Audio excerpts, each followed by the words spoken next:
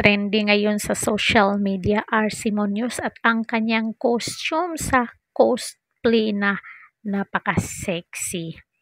Mainit na ang mundo ng mga anime at cosplayer dahil sa mga nakahambalang na alindog ng mga female player, pero parang pinagliyab ba ni RC Munoz sa pagnanasa ang mga barakong fani ng mga ganitong galawan.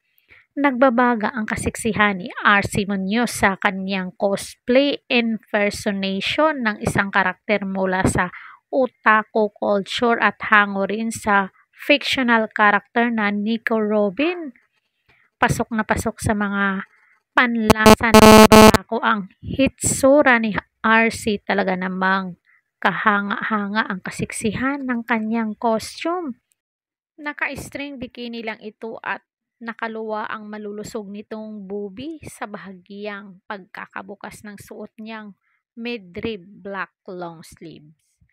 Napakakinis din ni RC na umiilaw sa namula-mula nitong kutis na hindi gugustuhin ng kaaway nitong dungisan o saktan. Ibang klase talaga si RC. Mapatubig, mapalupa, at kahit sa ilusyon ay kaya niyang buhayin ang dugo ng mga kalalakihan. Sana all.